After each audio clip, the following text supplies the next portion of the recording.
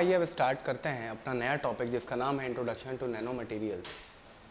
दोस्तों nano materials का actually है क्या कि नैनो मटेरियल्स अभी रिसेंटली डेवलप हुए हैं, हार्डली 30-40 ईयर्स के पहले बने हैं।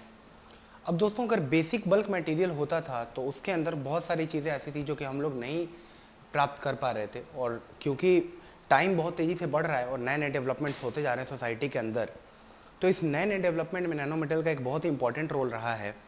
वो आपको धीरे धीरे समझ में आया कैसे, जैसे कि आप रोज़मर्रा की लाइफ में आपके जो आजकल कैटेलिटिक कन्वर्टर्स हो गए हैं, कैटेलिटिक कन्वर्टर का मतलब हो गया है कि जो आपके बाइक के एग्जॉस्ट पॉल्यूशन के लेवल को जो डिक्रीज़ कर रहे हैं, अगर बेसिक मटेरियल से बनते हैं तो उनका एफिशिएंसी काफ़ी कम होता है, हार्डली 20-30% एफिशिएंट हो पाते हैं। लेकिन अगर हम नैनो मटेरियल से बनाते हैं तो काफ़ी ज़्यादा इंक्रीज़ हो जाते हैं।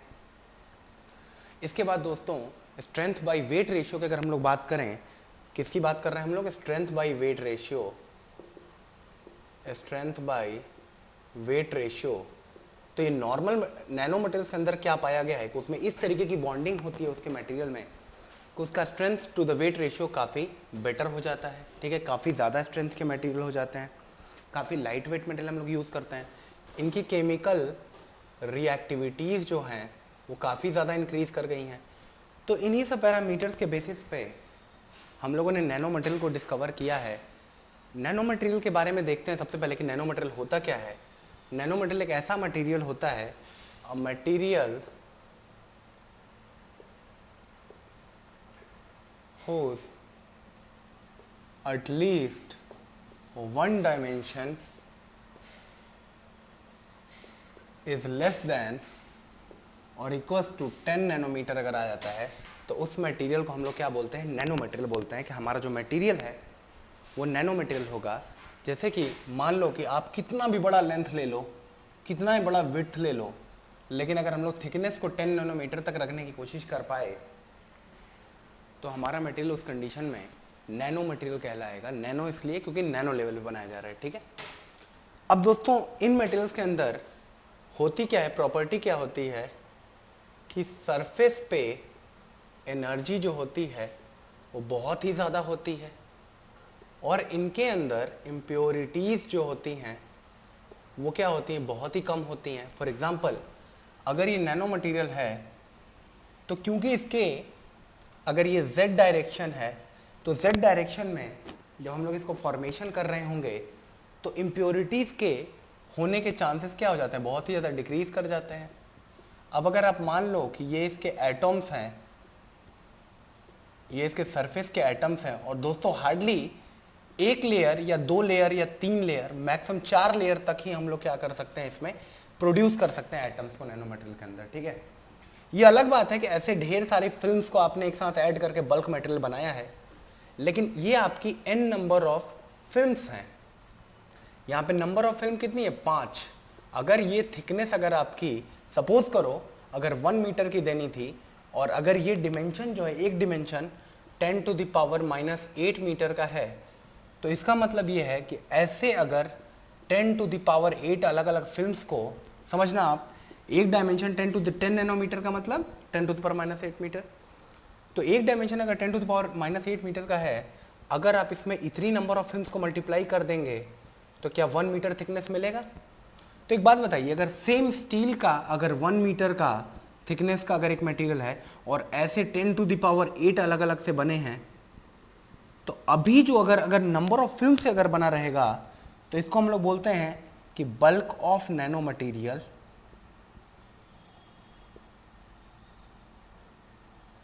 तो दोस्तों अगर एक लेयर की जो प्रॉपर्टी आती है नैनो मटेरियल की, वही उसके बल्क की भी प्रॉपर्टी आती है। दोस्तों होता क्या है कि ये वाला जो लेयर होता है, इसके एटम्स जो होते हैं, इनकी सरफेस एनर्जी वो काफ़ी ज़्यादा हाई हो जाती है। अब सरफेस एनर्जी बहुत ज़्यादा हाई हो जाएगी तो सरफेस बाय वॉल्यूम रेशियो जो आएगा वो भी क्या हो जाएगा? हाई हो जाएगा। अगर आप एक बात बताओ, अगर सरफेस एनर्जी ज़्यादा हो गई तो क्या हम लोग ये बोल सकते हैं कि इसकी रिएक्टिविटी भी ज़्यादा हो जाएगी? रिएक्टिविटी ज़्यादा हो जाएगी। और अगर एनर्जी ज़्यादा हो रही है तो क्या हम लोग ये भी बोल सकते हैं कि इसकी स्ट्रेंथ भी ज़्यादा हो जाएगी? ठीक है दोस्तों, तो ये सब कुछ कुछ चीज़ें होती हैं। और इम्प्योरिटीज़ क्योंकि कम होती हैं, तो इम्प्योरिटीज़ अगर कम होती हैं इन मटेरियल्स के अंदर तो जब इनके अंदर हम लोग डोपिंग करते हैं तो डोपिंग करने से excellent electrical and optical properties क्या होती हैं हम लोग को मिल जाती हैं। Excellent electrical and optical properties हम लोग को मिलती हैं। डोपिंग वगैरह का मतलब ये होता है कि आपने क्या किया इस मटेरियल के अंदर, क्योंकि डिफेक्ट ऑलरेडी बहुत कम थे, तो सपोज करो आपने ये वाला आइटम डोप किया है, अलग सा मिलाया है, ये वाला आपने अलग सा मिलाया है, और ये वाला आपने अलग सा मिलाया है, और ये वाला आपने अलग से मिलाया है।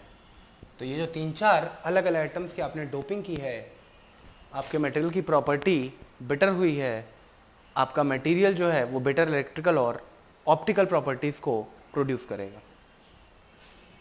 अब दोस्तों देखते हैं types of nano material.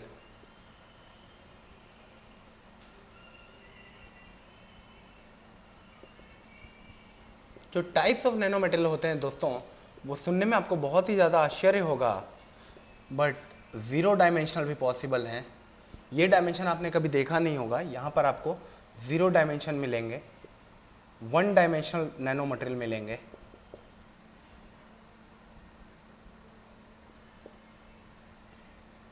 One dimensional nano material, 2 dimensional nano material, और इसके बाद दोस्तों चौथा जो होगा वो क्या होगा, 3 डायमेंशनल नैनो मटेरियल। जैसे अगर हम लोग ढेर सारे क्लस्टर्स को एक साथ इकट्ठा कर देंगे, अगर ये क्लस्टर्स हैं तो ये नैनो मटेरियल के क्लस्टर्स कहलाएंगे दोस्तों। ठीक है, हमारा टॉपिक सिर्फ इंट्रोडक्शन के बारे में है कि हम नैनो मटेरियल से केवल हम लोग को इंट्रोडक्शन लेना है। 1 डायमेंशनल मटेरियल्स के अंदर दोस्तों ट्यूब्स जैसे अगर आ गए नैनो मटेरियल के, तो ट्यूब्स को कंसीडर करते हैं। अगर हम लोग 2 डायमेंशनल की बात करें तो 2 डायमेंशनल में हम लोग क्या करते हैं, फिल्म्स को कंसीडर करते हैं। ठीक है, और 3 डायमेंशनल मटेरियल की अगर बात करें तो बल्क ऑफ नैनो मटेरियल की हम लोग क्या बात करते हैं, हम लोग बल्क ऑफ नैनो मटेरियल के बारे में बात करते हैं। ठीक है दोस्तों, तो ये तो इनका बाइफर्केशन हो गया अलग अलग मॉडल्स में। 0 डायमेंशनल जो होते हैं वो क्लस्टर फॉर्म में होते हैं, जो 1 डायमेंशनल होते हैं वो ट्यूब फॉर्म में होते हैं, जो 2 डायमेंशनल होते हैं वो फिल्म फॉर्म में होते हैं, और जो 3 डायमेंशनल होते हैं वो क्या होते हैं, 3 डायमेंशनल नैनो मटेरियल के फॉर्म में होते हैं। ठीक है, अब आइए चलते हैं हम लोग अलग अलग प्रॉपर्टीज़ के बारे में बात करते हैं। ठीक है दोस्तों, अलग अलग प्रॉपर्टीज़ ऑफ नैनो मटेरियल के बारे में बात करते हैं। तो जो सबसे पहली प्रॉपर्टी आती है मित्रों, उसको हम लोग बोलते हैं ऑप्टिकल प्रॉपर्टी। क्या बोलते हैं, ऑप्टिकल प्रॉपर्टी। देखिए, इसकी हम लोग ऑप्टिकल प्रॉपर्टी की चर्चा करेंगे, इसकी हम लोग इलेक्ट्रिकल प्रॉपर्टी की चर्चा करेंगे, इसकी हम लोग केमिकल प्रॉपर्टी की चर्चा करेंगे, और इसकी हम लोग मैकेनिकल प्रॉपर्टी की चर्चा करेंगे।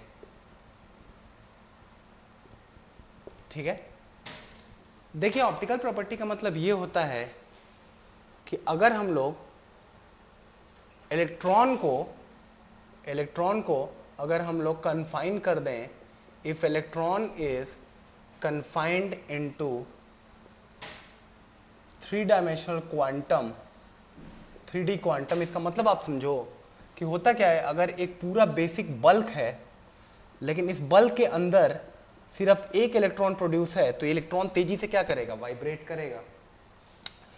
तो confining electron to the 3D quantum level will give rise to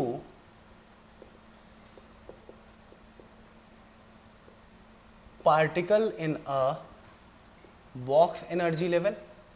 ठीक है ना, इसका मतलब ये हुआ कि एक छोटे से इलेक्ट्रॉन को अगर हम लोग पूरे एक बड़े से क्वांटम स्पेस के अंदर, क्वांटम स्पेस का मतलब जहाँ पे एनर्जी को क्वांटाइज किया जा सके, क्वांटाइज का मतलब होता है ये एनर्जी लेवल 1, ये लेवल 2, ये लेवल 3, ये लेवल 4, ये लेवल 5, इस तरीके से अलग अलग एनर्जी के क्या होते हैं, लेवल्स होते हैं। n इज इक्वल टू 1 से लेकर के 5 तक हम लोग के एनर्जी के लेवल्स होते हैं मटेरियल पे। ठीक है, और इसी की वजह से क्या होता है, अगर हम लोग कन्फाइन कर दें तो न्यू एनर्जी लेवल्स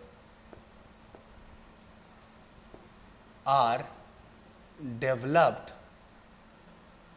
विथ, देखिए थोड़ा सा केमिकल, थोड़ा केमिस्ट्री टाइप का अभी इंट्रोडक्शन है। sp2 बॉन्डेड और sp4 बॉन्डेड क्या हो जाएंगे हम लोग के, न्यू एनर्जी लेवल्स प्रोड्यूस हो जाएंगे बॉन्डेड इलेक्ट्रॉन्स में।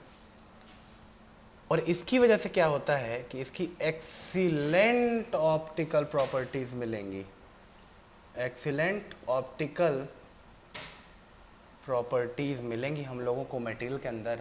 और ये एक्सीलेंट ऑप्टिकल प्रॉपर्टीज क्या करेंगी, यही डिसाइड करेंगी कि कैसा हमारे पार्टिकल का ऑप्टिकल बिहेवियर होगा। ठीक है, तो ये तो दोस्तों ऑप्टिकल प्रॉपर्टी के बारे में हम लोगों ने बात कर लिया। ठीक है ना, क्या कि इलेक्ट्रॉन को एक क्वांटम लेवल में हम लोगों ने कन्फाइन कर दिया, उसकी वजह से अलग अलग टाइप की बॉन्डिंग डेवलप हुई, नई एनर्जी लेवल डेवलप हुई sp2 और sp4 बॉन्डिंग करके। और इसकी वजह से क्या हुआ, एक्सीलेंट ऑप्टिकल प्रॉपर्टीज हम लोग को मिलती है। जब हम लोग एग्जांपल करेंगे तब उसके बारे में समझ में आएगा आपको अच्छे से, अभी आपको बिल्कुल टेंशन नहीं लेना है। अब आइए दोस्तों इलेक्ट्रिकल प्रॉपर्टीज के बारे में बात कर लेते हैं। फॉर एग्जांपल अगर हम लोग चार्ज स्टोरेज की बात करें,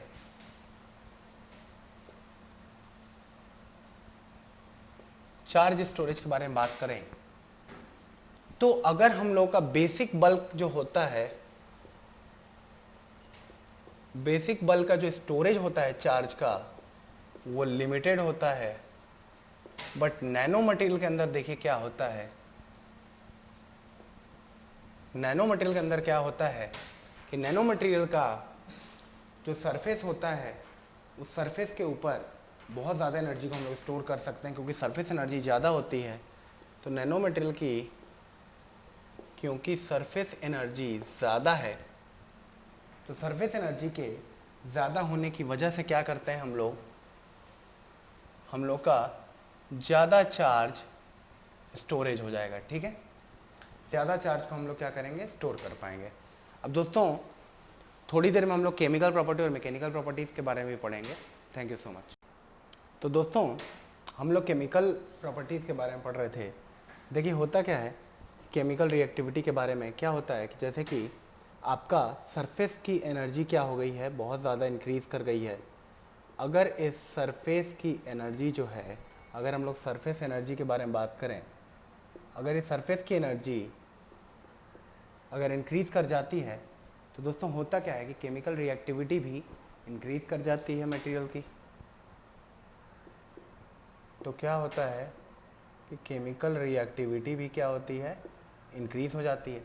अब केमिकल रिएक्टिविटी इंक्रीज़ हो जाएगी तो आप एक बात बताओ, जो आपके बेसिक सेल्स होते हैं, जो आपके बेसिक बैटरीज होती हैं, जैसे कि फ्यूल सेल की बात कर लो जिस पे आपका टेस्ला की कार बनी हुई है, वो टेस्ला की कार पूरी बैटरी पे काम करती है। तो एक बात बताओ, अगर नैनो मटेरियल से अगर हम लोग उस बैटरी को बनाएं तो क्या हम लोग के रिएक्शन तेज़ हो जाएंगे? अगर नैनो मटेरियल से हम लोग अपने मटेरियल को बनाएंगे तो उसके रिएक्शन तेज हो जाएंगे, उसकी रिएक्टिविटी तेज हो जाएगी, ज़्यादा पावर हम लोग को मिलेगा, ज़्यादा चार्ज मिलेगा, ज़्यादा स्टोरेज हो जाएगा। ठीक है दोस्तों, क्या हो जाएगा कि चार्ज कैपेसिटी इंक्रीज़ हो जाएगी, रिएक्शंस इंक्रीज़ हो जाएंगे। रिएक्शंस अगर इंक्रीज़ हो जाएंगे, चार्ज कैपेसिटी इंक्रीज़ हो जाएगी, तो इलेक्ट्रिसिटी की अगर हम लोग बात करें, सिंपल इलेक्ट्रिसिटी, वो क्या हो जाएगा, वो इंक्रीज़ हो जाएगा। दोस्तों अगली प्रॉपर्टी जो होती है वो मैकेनिकल प्रॉपर्टी होती है, जो कि हम लोगों की स्ट्रेंथ बाय वेट रेशियो से इसको हम लोग क्या करते हैं, डील करते हैं। अब इसके अंदर नैनो मटेरियल के अंदर क्या होता है कि नैनो मटेरियल जो होते हैं वो क्योंकि बहुत ही छोटे लेवल में बनाए जाते हैं, तो फिर से वही बात आती है कि सरफेस एनर्जी बहुत ज़्यादा हाई हो जाती है। सरफेस एनर्जी के हाई होने की वजह से उनका स्ट्रेंथ ज़्यादा होता है, और क्योंकि लेसर नंबर ऑफ एटम्स और लेसर नंबर ऑफ इम्परफेक्शंस होते हैं तो इनका वेट क्या हो जाता है, वो रिड्यूस कर जाता है और स्ट्रेंथ क्या कर जाता है, इंक्रीज़ कर जाता है। इसलिए इनकी मैकेनिकल प्रॉपर्टी जो होती हैं वो काफ़ी अच्छी हो जाती हैं। फॉर एग्जांपल अगर हम लोग ले लें, अगर हम लोग नैनो सिरामिक्स को यूज़ करते हैं एज अ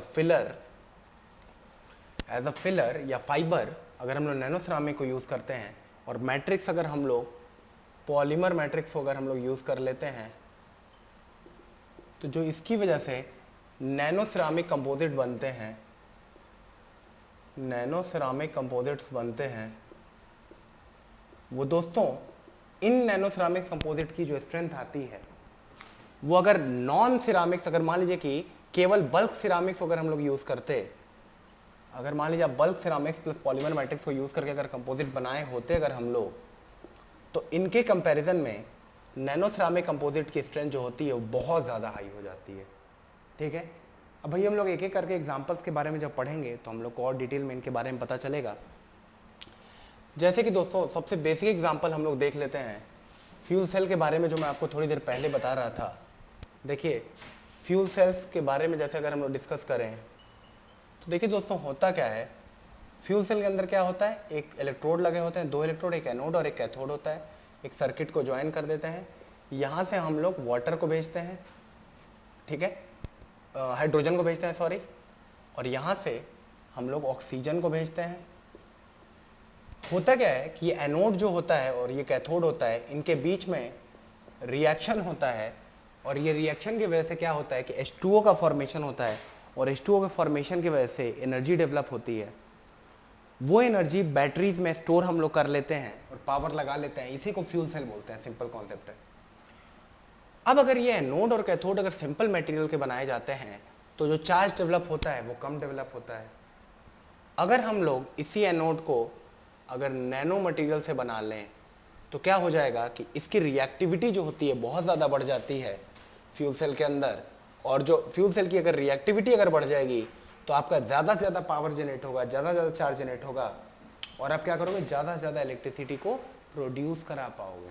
ठीक है, ज़्यादा से ज़्यादा क्या कर पाएंगे हम लोग, इलेक्ट्रिसिटी को प्रोड्यूस करा पाएंगे। ठीक है, अब देखिए दोस्तों जो दूसरा चीज़ इसके अंदर, दूसरा एग्जाम्पल के बारे में हम लोग देखते हैं,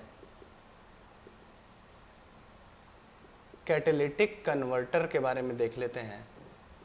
दोस्तों कैटेलिटिक कन्वर्टर एक ऐसा कन्वर्टर होता है जो कि आपका एग्जॉस्ट को क्या करता है, क्लीन करता है।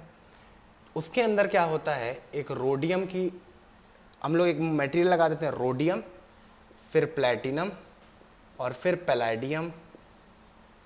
एग्जॉस्ट यहाँ से ट्रेवल करता है और ट्रेवल करके हुए निकलता है, ये आपका नॉक्स हो जाता है। नॉक्स इसके साथ रिएक्ट करके नाइट्रोजन को ब्रेक करता है, रोडियम पहले रिड्यूस करता है, प्लैटिनम ऑक्सीजन के साथ में रिएक्शन करके हाइड्रोजन को कवर कर लेता है, और फाइनली जो बचा हुआ एग्जॉस्ट होता है वो पैलेडियम कवर कर देता है। पैलेडियम बोलते हैं इसको, पीडी है ये पैलेडियम। अगर हम लोग इन्हीं मटेरियल्स को नैनो मटेरियल से अगर हम बना लें तो क्या इनकी कैपेसिटी इंक्रीज कर जाएगी? बताओ, आप बोलोगे ये सर कैपेसिटी तो इंक्रीज कर जाएगी। तो कैटेलिटिक कन्वर्टर में भी हम लोग इनको यूज़ कर सकते हैं। थर्ड देखिए दोस्तों, टीवी के बारे में बात करें, टेलीविज़न के बारे में अगर हम लोग बात करें तो आज के टाइम पे आपने सुना होगा एमोलेड टीवी, जो मैं आपको शुरू में बता रहा था, या क्वांटम एलईडी टीवी। इसमें भी क्या होता है, जो आपकी स्क्रीन होती है, अगर आप ये सपोज करो आपकी स्क्रीन जो है वो कुछ इस तरीके से है, अगर मान लो आप इधर से देख रहे हो, ठीक है, अगर आप इधर से देख रहे हो और ये आपका अंदर वाला सरफेस का ये अगर स्क्रीन है, अगर इसको हम लोग बल्क एलईडी से बनाते हैं तो इसका रेजोल्यूशन क्या होता है, कम हो जाता है। अभी के टाइम में इसको बहुत सारे अलग अलग लेयर्स से ऐड करके, इस तरीके से बहुत सारी लेयर्स को अलग अलग ऐड करके, और जब हम लोगों ने नैनो टेलीविज़न बनाने की कोशिश की है, जिसको हम लोग क्वांटम एलईडी टीवी बोलते हैं, तो क्वांटम एलईडी टीवी का दोस्तों जो रिजोल्यूशन आया है वो बहुत ही अच्छा आ गया है। इसीलिए आज के टाइम पे क्वांटम एलईडी टीवीज़ बहुत ज़्यादा पॉपुलर है। उसके अलावा अगर हम लोग डायोड्स की बात करें तो आज के टाइम पे डायोड्स के अंदर इनका यूज़ बहुत ज़्यादा हो रहा है। अच्छा दोस्तों, एक और बात है, नैनो कैटलिस्ट के बारे में बात कर लेते हैं। तो रॉकेट्स वगैरह उड़ाने के लिए हम लोगों को कैटलिस्ट की ज़रूरत पड़ती है। जो पहले कैटलिस्ट लगता था प्लेटिनम, उसमें प्रॉब्लम क्या आती है कि वो इरोड हो जा रहा था, बेकार हो जाता था, तो लाइफ साइकिल कम हो जाता था आपका रॉकेट मटेरियल का। अभी क्या होता है कि अभी हम लोग नैनो कैटलिस्ट की जगह पे, मतलब नॉर्मल कैटलिस्ट की जगह पे नैनो कैटलिस्ट यूज़ करते हैं, जिसमें कि हम लोग एल्यूमिनियम के नैनो वायर्स को जब से यूज़ करने लगे हैं तब से हम लोग का रॉकेट परफॉर्मेंस क्या हो गया है, काफ़ी ज़्यादा इंप्रूव हो गया, रॉकेट इंप्रूव हो चुके हैं हम लोग के। ठीक है दोस्तों, इसके अलावा सनस्क्रीन लोशंस आते हैं जो कि आप बॉडी के ऊपर लगाते हैं ताकि आपको धूप से दिक्कत ना हो। तो अब जो सन स्क्रीन लोशन आ रहे हैं, सन स्क्रीन लोशन उनको बोलते हैं, सन स्क्रीन लोशंस में भी हम लोग इनको यूज़ कर रहे हैं। ठीक है दोस्तों, तो ये तो डिफरेंट टाइप्स के जगह एप्लीकेशंस हम लोगों ने पढ़े हैं नैनो मटेरियल्स के। अब आइए पढ़ते हैं, अब हम लोग पढ़ने जा रहे हैं कि कुछ कुछ मटेरियल जिनको पर्टिकुलरली आजकल आज की जनरेशन में बहुत ही ज़्यादा यूज़ बढ़ गया है और इन एग्जांपल्स को आपसे पूछा जा सकता है। मेनली हम लोग 3 मटेरियल्स के बारे में अच्छे से कवर करेंगे, नैनो मटेरियल्स जिनका नाम है। तो सबसे पहला मटेरियल यूज़ करेंगे हम लोग, वो हम लोग पढ़ेंगे फुलरीन के बारे में हम लोग पढ़ेंगे। ठीक है, FULL है ये फुलरीन। ठीक है, मैं इसको फिर से लिख दे रहा हूँ, FULLERENE, फुलरीन्स पढ़ते हैं इसको। सेकंड है हम लोग का ग्राफीन, ग्राफीन के बारे में हम लोग पढ़ेंगे। और थर्ड मटेरियल जो है जिसके बारे में हम लोग पढ़ेंगे वो है कार्बन फाइबर। इसमें सबसे ज़्यादा इस्तेमाल का जो मटेरियल है वो कार्बन फाइबर है। एक एक करके देखते हैं। देखिए दोस्तों, फुलरीन जो होता है ये क्या होता है, इसको C60 भी बोलते हैं और ये कार्बन का एक एलोट्रोप होता है। ये क्या होता है, कार्बन का एलोट्रोप होता है आपका, और कार्बन का एलोट्रोप होता है। और ये क्या होता है, C60 एटम्स, यानी कार्बन के 60 atoms of carbon, 60 atom of carbon are joined in hexagon and pentagon form. 60 atoms of carbon जो होते हैं वो हेक्सागन और पेंटागन के फॉर्म में एक दूसरे के साथ में जुड़े होते हैं। ये आपका हेक्सागन हो गया और ये आपका पेंटागन हो गया। ठीक है, अगर मान लो ये पेंटागन हो गया, इसको बराबर ही लेंथ रखें सबकी तो ज़्यादा बेटर है। ठीक है, होता क्या है कि इस तरीके से अलग अलग कार्बन एटम्स, अलग अलग कार्बन एटम्स, ये देखिए जो जो कॉर्नर है वो एक एक एटम है। ठीक है, ये 5 5 के जैसे 2 हो गए। टोटल एटम्स कितने ज्वाइंट हो गए, 1 2 3 4 5 6 7, 7 हो गए। अब जैसे कि मान लो कि आपने यहाँ पर ये ऐड कर दिया तो एक हेक्सागन फॉर्म हो गया। सिमिलरली यहाँ पर एक हेक्सागन फॉर्म हो गया, ये देखिए, और ये पेंटागन फॉर्म हो गया। तो अगर मैं यहाँ पे नंबर्स लिख लूँ, ये हेक्सागन हो गया, हेक्सागन हो गया, पेंटागन हो गया, पेंटागन हो गया और ये पेंटागन हो गया। इस तरीके से अगर मैं सबके अगर ऐड कर दूं तो मेरे 60 एटम्स अलग अलग हो जाएंगे। 1 2 3 4 5 6 7 8 9 10 11 12 13 14 15 16 17 एटम्स टोटल आ जाएंगे हम लोगों के। और इस तरीके से अलग अलग 60 एटम्स हो जाएंगे और एक स्फीयर बन जाएगा कार्बन का, जिसको कि हम लोग क्या बोलते हैं, बकमिंस्टर फुलरीन बोलते हैं। ये एक प्लेस है वहाँ पे लंदन के पास जिसको बकमिंस्टर बोलते हैं, क्योंकि ये वहाँ पे खोजा गया था इसलिए उस प्लेस के नाम पे इसको बकमिंस्टर फुलरीन बोला जाता है। इसकी प्रॉपर्टी ये होती है कि इसके अंदर जो भी हम लोग आइटम डोप करते हैं, इस स्फीयर के अंदर जो भी आइटम एलिमेंट हम लोग अगर डोप करते हैं, एलिमेंट की जो भी डोपिंग करते हैं, ये जो स्फीयर होता है ये क्या करता है, ये इसी डोपिंग एलिमेंट की प्रॉपर्टीज को एक्वायर कर लेता है। फॉर एग्जाम्पल, अगर हम लोग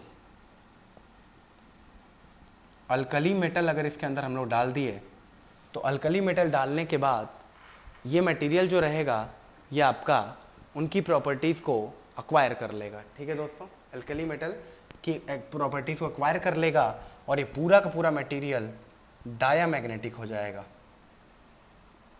ठीक है दोस्तों, क्या हो जाएगा, ये डायामैग्नेटिक हो जाएगा।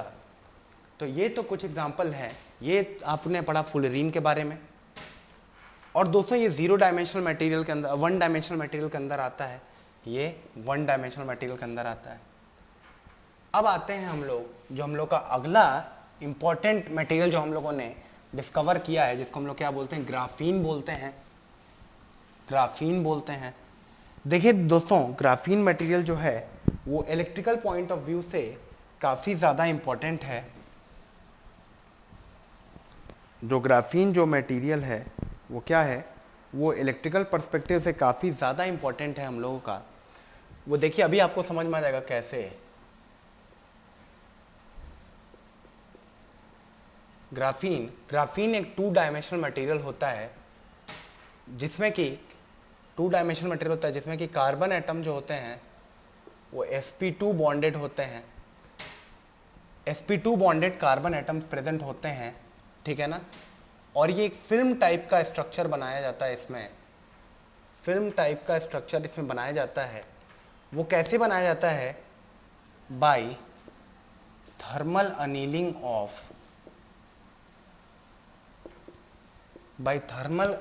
ऑफ ग्रेफाइट से हम लोग बनाते हैं। जो हम लोग का मटेरियल होता है उसको ग्राफीन को। और ये जो मटेरियल होता है ये 2 बहुत ही अच्छी अच्छी प्रॉपर्टीज करता है। एक होता है क्वांटम हॉल इफेक्ट और एक अलग इफेक्ट होता है जिसको हम लोग क्या बोलते हैं? Ballistic transport. आपको केवल नाम याद रखने हैं। देखिए आपसे मैकेनिज्म नहीं पूछा जाएगा, ये फिजिक्स के कॉन्सेप्ट्स हैं। बैलास्टिक ट्रांसपोर्ट को शो करता है। इन दोनों ही इफेक्ट्स की वजह से हमारे मटेरियल का इलेक्ट्रॉनिक प्रॉपर्टी जो हो जाता है वो बहुत ही इन्हांस हो जाता है। क्या हो जाता है? इलेक्ट्रॉनिक प्रॉपर्टी जो होता है वो इन्हांस हो जाता है, ठीक है। तो ये तो पढ़ लिया हम लोगों ने ग्राफीन के बारे में, ठीक है दोस्तों। अब चलिए अपने लास्ट एग्जांपल के बारे में पढ़ते हैं जिसको हम लोग बोलेंगे कार्बन फाइबर। क्या पढ़ेंगे हम लोग? Carbon fibre. देखिए दोस्तों सबसे पहले हम लोग ये देख लीजिए आप कि ग्राफीन की अगर एक ये लेयर है, मान लो आप बहुत पतली, तो ग्राफीन की लेयर को पहले तो हम लोग एक शेप में रोल कर लेंगे, ठीक है।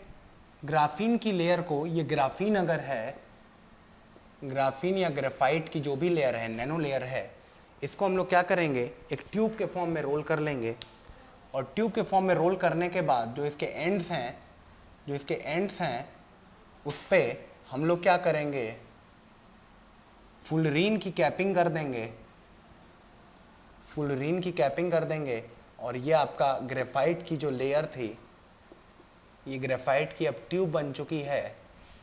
तो जो आपका मटेरियल बनेगा, इस मटेरियल को हम लोग क्या बोलते हैं? कार्बन नैनो ट्यूब, या इसको एक और चीज बोलते हैं, इसको बोलते हैं कार्बन फाइबर। क्या बोलते हैं इसको? कार्बन फाइबर बोलते हैं या कार्बन नैनो ट्यूब बोलते हैं। ये कार्बन नैनो ट्यूब का एक एडवांटेज होता है कि ये क्या होता है, इसका स्ट्रेंथ जो होता है वो बहुत ही ज़्यादा होता है।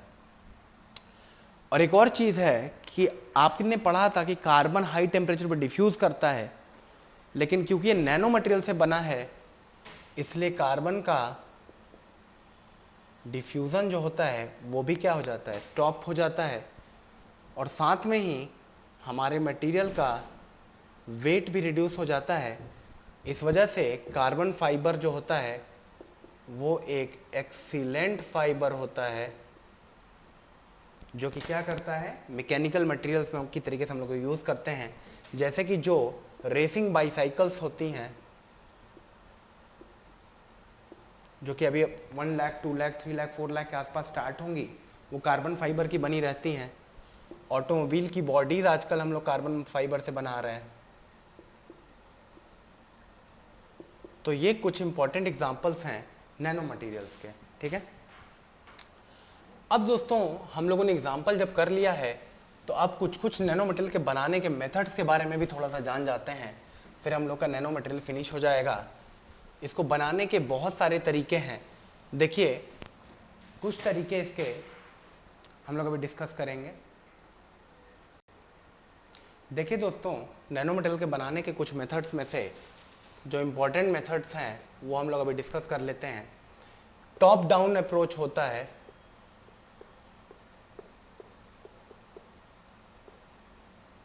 और एक होता है बॉटम अप अप्रोच।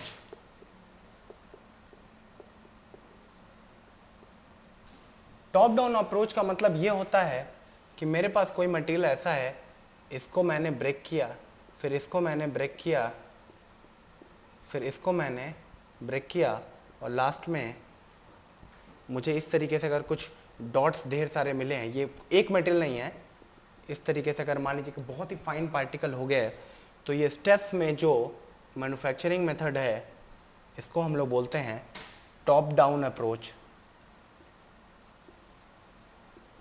ठीक है। और वहीं पे अगर हम लोग नीचे से ऊपर जाते हैं, यानी कि पाउडर फॉर्म से हम लोग शीट फॉर्म में अगर कन्वर्ट कर ले गए तो इसको बोलेंगे bottom up approach,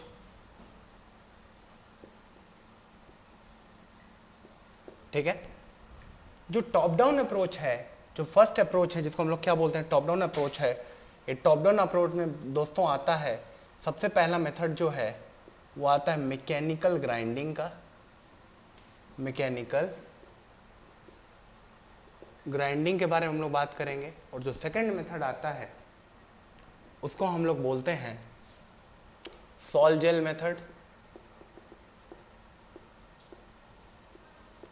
mechanical grinding में कुछ नहीं करते हैं दोस्तों, करते क्या मैकेनिकल ग्राइंडिंग के अंदर कि बॉल मिल्स के अंदर आपने नैनो मटेरियल को डाला है और बॉल मिल्स के अंदर उसको क्रश करके उसका पाउडर बना लिया।